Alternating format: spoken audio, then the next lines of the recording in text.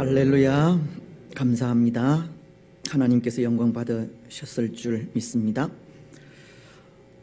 지난 주일 우리는 우리가 살아가는 삶은 이 파란만장한 삶이고, 그 파란만장한 삶은 언젠가 누군가에 의해 반드시 이 평가를 받을 날이 온다는 말씀을 생각하였습니다. 기억이 나세요? 그리고는 그 평가에 때로 사람들의 평가도 중요하지만 사람보다는 하나님의 평가를 기대하고 하나님 보시는 눈 앞에서 하나님 중심의 삶을 살아야 한다고 하였습니다.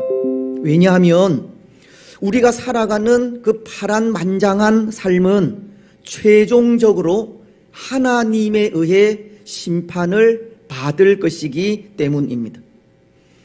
우리가 고백하는 사도신경은 우리의 심판주가 되시는 예수님께서 죽음에서 부활하신 후 하늘에 오르시어 전능하신 하나님 아버지 우편에 앉아 계시다가 거기로부터 살아있는 자와 죽은 자를 심판하러 오시리라고 분명히 가르치듯이, 오늘 우리 삶의 최종 평가자는 하나님이시고 우리는 우리의 최종 평가자가 되시는 하나님 앞에서 하나님 중심의 삶을 살아야 하는 겁니다.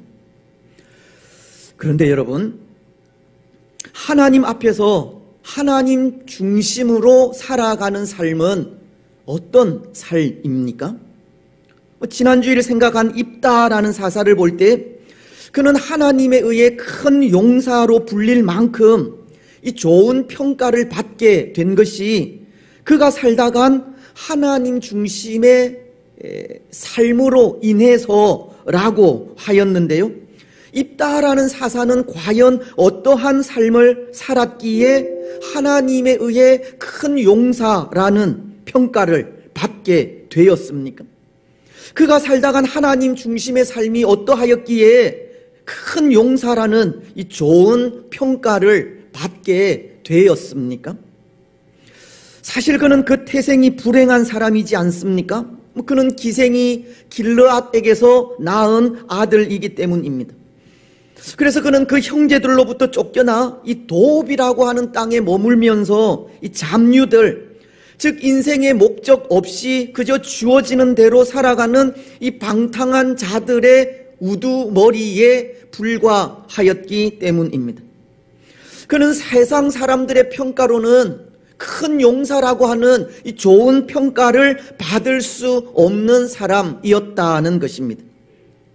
하지만 하나님이 평가하신 입다의 삶은 이 세상 사람들이 평가한 것과는 달랐고, 그것이 그가 살다간 하나님 앞에서 하나님 중심으로 살다간 삶 때문이라고 하였는데요. 그 삶은 하나님의 주권을 인정한 삶이었습니다. 하나님이 세상의 주인이시고 하나님이 세상의 통치자가 되신다는 고백이었습니다. 그는 9절 말씀을 통해 이렇게 고백하지 않았습니까? 입다가 길르앗 장로들에게 이르되 너희가 나를 데리고 고향으로 돌아가서 암몬 자손과 싸우게 할 때에 만일 여호와께서 그들을 내게 넘겨주시면 내가 과연 너희의 머리가 되겠느냐 하니, 입다는 만일 여호와께서 그들을 내게 넘겨주시면 이라는 고백을 통해서 이 전쟁은, 이 세상은 사람에게 속한 것이 아니라 하나님께 속해 있다는 것을 고백하게 되었던 것입니다. 오늘 이 세상은 온 우주 만물의 창조주가 되시고 왕 중의 왕이신 하나님이 통치하신다는 이 하나님 중심의 삶을 살고 있었다는 겁니다. 바로 그 삶이 그를 큰 용사 되게 한 것입니다. 흔히 역사는 이 통치자들에 의해 좌우된다 하지 않습니까? 통치자들이 세상을 지배하는 대로 역사는 얼마든지 바뀔 수 있기 때문입니다. 하지만 통치자가 세상을 지배하고 다스리는 대로 이 세상의 역사는 기록될지 모르지만 그 역사의 배후에서 그 역사를 주장하시고 이끄시는 분은 하나님이신 겁니다. 오늘 입다는 역사를 주장하시고 이끄시는 하나님을 고백하게 된 것입니다. 그렇습니다. 때로 오늘 우리도 이 사실을 깨달아 아는 일이 얼마나 중요한 일인지 모릅니다. 왜냐하면 역사를 이끄시는 분이 하나님이심을 안다면 우리 삶을 하나님 중심으로 살아갈 수 있기 때문입니다. 세상의 주권이 하나님께 있고 세상을 다스리시는 분이 하나님이심을 안다면 당연히 하나님 중심의 삶을 살아갈 수밖에 없다는 겁니다. 오늘 역사를 주장하시고 이끄시며 다스리시는 통치자가 누구인지 아는 일이 얼마나 중요한 일인지 모르는 겁니다. 로마서는 11장 36절을 통해 이렇게 말씀하십니다. 이는 만물이 주에게서 나오고 주로 말미암고 주에게로 돌아감이라. 그에게 영광이 세세에 있을지어다. 아멘. 로마서는 만물이 주에게서 나오고 주로 말미암고 주에게로 돌아감이라라고 세상을 통치하시는 주인은 하나님이심을 분명히 밝히시고 있는 겁니다. 그래서 그것을 아는 사람은 세상의 주인이신 하나님의 통치를 받고 그 앞에서 하나님 중심의 삶을 살아갈 수밖에 없는 겁니다. 여러분, 오늘 우리는 역사를 주장하시고 역사를 다스리시는 분이 우리 하나님이심을 다시 한번 고백하시기 바랍니다. 만물이 하나님에게서 나오고 하나님께로 말미암고 하나님께로 다시금 돌아간다는 사실을 분명히 고백하시기 바랍니다. 그래서 만물의 주인이신 하나님 앞에서 항상 하나님 중심의 삶, 하나님의 통치를 받는 삶을 살아가시기 바랍니다. 여러분, 오늘 입다가 살다간 하나님 중심의 삶이 그런 삶이었다는 겁니다. 그는 하나님의 주권을 인정하는 삶을 살았고 하나님이 역사의 배후에서 역사를 주장하시는 분이심을 고백하는 삶을 살았으며 그 하나님의 통치와 다스리심에 온전히 순종하는 삶을 살았습니다. 비록 그는 방탕한 자들과 함께 살아갔을지 모르지만 그 삶은 그들과 같지 않았다는 겁니다. 그래서 오늘 우리는 이 부분을 좀 더 구체적으로 살펴보려고 합니다. 비록 입다는 방탕한 자들과 함께 방탕한 자들 사이에서 살아갔을지 모르지만 그는 그들과는 달리 하나님 중심의 삶을 살았다고 하는 겁니다. 우리는 그것을 두 부분으로 생각하려고 하는데요.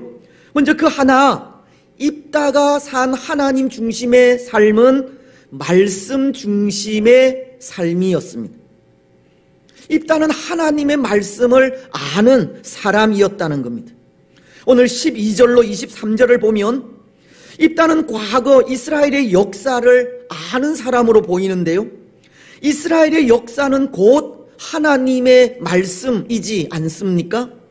하나님께서 이스라엘을 위해 행하신 크고 놀라운 일을 기록한 역사가 하나님의 말씀이기 때문입니다. 근데 지금 입다는 그 하나님의 말씀을 가지고 암몬 왕에게로 나아가고 있는 겁니다.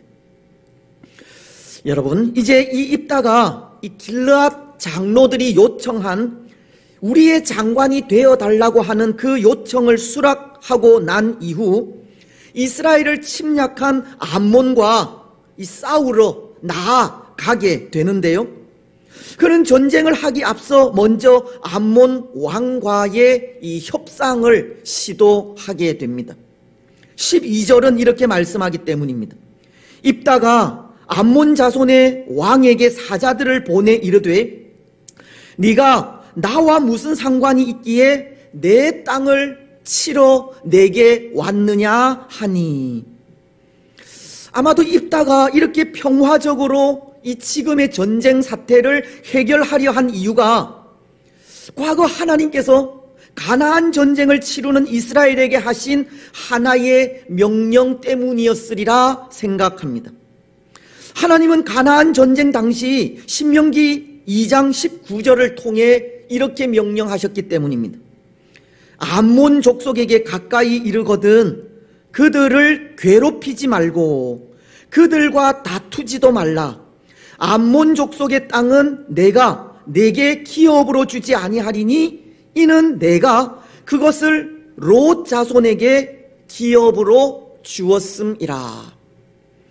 하나님은 이스라엘에게 이 암몬 자손과는 전쟁을 하지도 말고 땅을 빼앗지도 말라고 하신 겁니다. 그 이유는 이 암몬 자손은 아브라함의 조카인 롯의 후손이기 때문이고, 암몬 자손이 거하는 땅은 이미 하나님께서 롯의 자손들에게 기업으로 주신 땅이기 때문입니다. 물론 하나님은 암몬 자손 이외에도 신명기서 2장 5절을 통해서는 에서의 후손인 에돔 족속에게, 그리고 신명기서 2장 9절을 통해서는 룻의 또 다른 아들이자 암몬 자손과 형제인 모압 자손에게도 그들과는 다투지도 말고 괴롭히지도 말고 싸우지도 말라고 하셨습니다. 또 그들의 기업인 땅도 취하지 말라고 명령하셨습니다. 그들은 때로 이스라엘의 적으로 다가오기는 하나 이스라엘 백성과는 이 동일한 조상을 가진 동족이기 때문입니다. 그래서 오늘 입다도 그것을 알고 이 전쟁에 앞서 먼저 평화적으로 이 사태를 해결하기 위해 사자들을 암몬 자손의 왕에게 보낸 것인데요, 어쩌면 이것이 입다가 하나님의 말씀을 익히 알고 이 말씀 중심의 삶을 살고 있다는 것을 전해주고 있는 겁니다. 입다는 암몬과의 전쟁이 하나님께서 금하시는 것이기에 되도록 그 일을 피하려 하였다는 겁니다. 근데 여러분, 오늘 암몬의 왕은 입다의 이런 행동에 어떻게 대응하고 있습니까? 이스라엘이 가나안 전쟁 당시 아르논에서부터 야복과 요단까지 이 암몬 땅을 무단으로 점령하였다라고 하면서 그것을 돌려달라는 요구를 하고 있는 겁니다. 13절을 통해 그것을 말씀하고 있는데요, 중반절은 이렇게 말씀을 합니다. 아르논에서부터 야복과 요단까지 내 땅을 점령했기 때문이니. 이 암몬 왕은 아르논에서부터 야복과 요단까지를 내 땅이라고 하면서 그 땅을 돌려달라고 하고 있는 겁니다.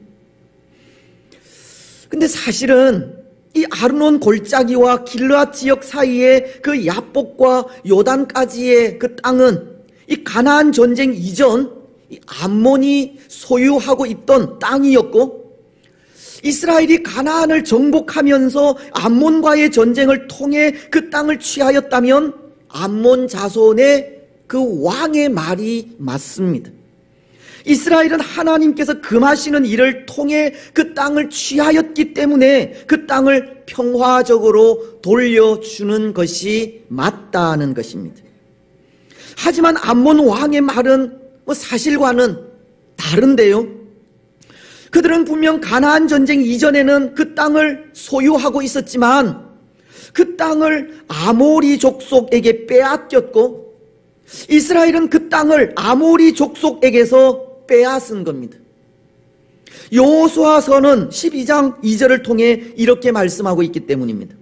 시혼은 헤스본에 거주하던 아모리 족속의 왕이라 그가 다스리던 땅은 아르논 골짜기가 있는 아로엘에서부터 골짜기 가운데 성읍과 길르앗 절반 곧 암몬 자손의 경계 야복강까지이며.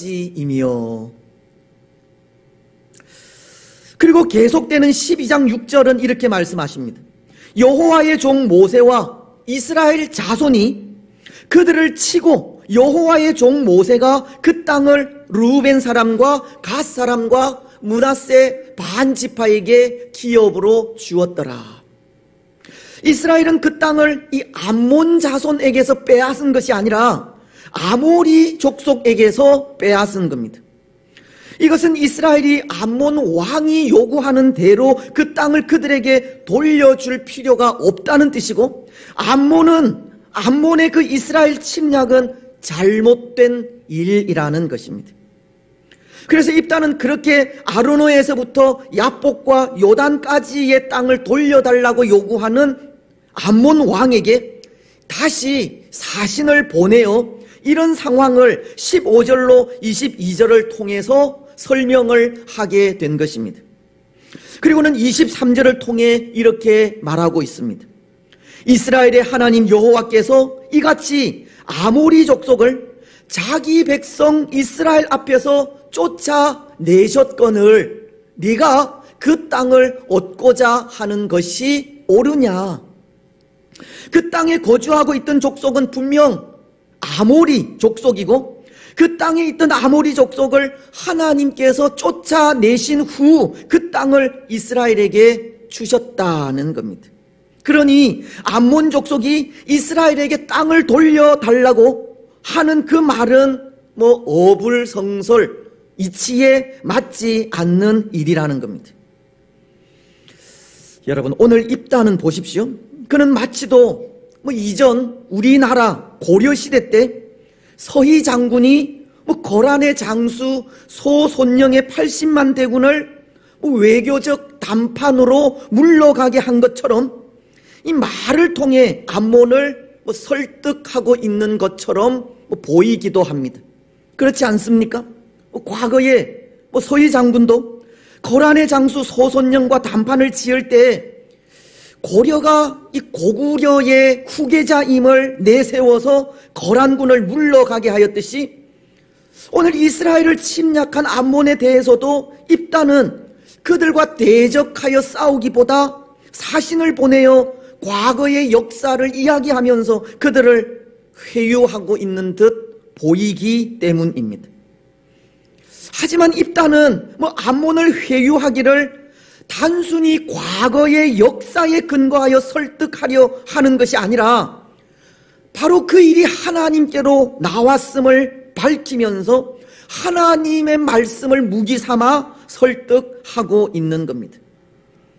이것은 전쟁이 아니라 하나님의 말씀을 지켜 하나님의 뜻을 행하려 하는 입다의 의지를 보여주는 것이고, 더 나아가 그가 얼마나 이 말씀 중심의 삶을 살아가려 하는지를 보여주는 것입니다.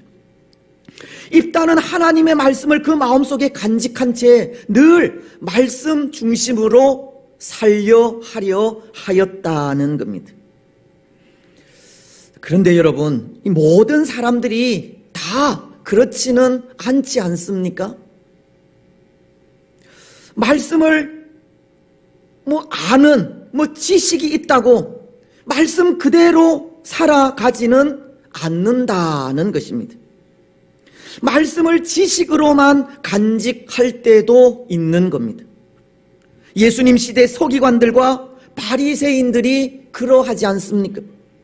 마태복음 2장에는 한 별을 보고 왕이신 예수님이 탄생하신 것을 알고 찾아와 경배하려 한 동방박사들로 인해 큰 소동을 겪는 말씀이 기록되어 있는데요, 이미 구약을 통해 그리스도께서 나실 것이라 예언하신 예언의 말씀을 서기관들과 바리새인들이 외면하고 있었기 때문입니다. 때로 그런 소동 중에 헤롯 왕이 그리스도가 어디에서 나겠느냐고 묻자 서기관들은 마태복음 2장 5절로 6절을 통해 이렇게 대답합니다. 이르되 유대 베들레헴이오니 이는 선지자로 이렇게 기록한 바, 또 유대 땅 베들레헴아 너는 유대 고을 중에서 가장 작지 아니하도다. 내게서 한 다스리는 자가 나와서 내 백성 이스라엘의 목자가 되리라 하였음이니이다. 서기관들은 그리스도이신 예수님이 유대 땅 베들레헴에서 나실 것을 알고 있었습니다. 하지만 그들에게는 그것이 단지 지식에 불과하였던 겁니다. 때로 그들은 하나님의 말씀을 법으로 규정해 놓고 사람들이 그것을 지키나 지키지 않나 살피는 일에는 열심이었으나 말씀이 어떻게 역사하시는지에 대해서는 관심이 없었던 겁니다. 오히려 말씀이 역사하지 못하는 문자가 되어 그 자리에 그대로 있어주기를 바라기도 한 겁니다. 지식이나 문자가 된 말씀이 그저 자신들의 손에 의해서 좌지우지 움직이게 되기를 바랬다는 것입니다. 모르겠습니다. 때로 오늘 우리도 하나님의 말씀이 우리에게 단지 지식일 뿐이고 하나의 종교일 뿐이며 이스라엘의 역사로만 여기고 있을지 모르지만 하나님의 말씀은 그렇게 올무에 걸린 새처럼 아무런 힘을 나타내지 못하는 이 지식뿐인 말씀이 아닙니다. 그것이 단지 지식으로만 그쳐진다면 정말 아무런 역사도 나타내지 못하겠지만 하나님의 말씀은 지식만이 아니라 살아 역사하는 말씀입니다. 히브리서가 4장 12절 상반절을 통해 하나님의 말씀은 살아 있고 활력이 있어 라고 하시듯 하나님의 말씀은 살아서 움직이고 활동하며 역사하는 말씀인 것입니다. 다시 말씀을 드리면 오늘 우리는 말씀을 이 지식적인 것으로만 문자적으로만 생각해서는 안 된다는 것이고 말씀이 살아 역사할 수 있도록 말씀 중심의 삶을 살아가야 한다는 겁니다. 말씀이 그 본연의 능력을 나타낼 수 있도록 말씀을 사모하고 말씀을 갈급해하며 말씀을 의지하여 말씀이 주는 힘을 누려야 하는 것입니다. 광야에서 40일을 금식하시며 기도하시다 사단의 유혹을 받으신 예수님이 그러하셨기 때문입니다. 예수님은 사단이 돌로 떡을 만들라고 할 때 신명기서 8장 3절을 통해 사람이 떡으로만 살 것이 아니요 하나님의 입에서 나오는 모든 말씀으로 살 것이라고 하셨고 성전 꼭대기에서 뛰어내리라고 할 때 신명기서 6장 16절을 통해 주 너희 하나님을 시험하지 말라고 하셨으며 내게 엎드려 경배하라고 할 때에는 신명기서 6장 13절을 통해 주 너희 하나님을 경배하고 다만 그를 섬기라고 하나님의 말씀으로 그 사단을 대적하며 나아가신 겁니다. 마치 오늘 입다가 하나님의 말씀을 무기 삼아 암몬의 왕을 설득하는 것과 같은 겁니다.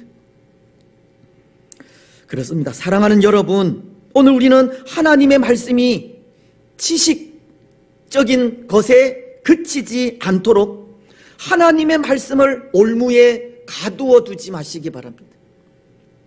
말씀이 역사할 수 있도록 말씀 중심의 삶을 살아가시기 바랍니다.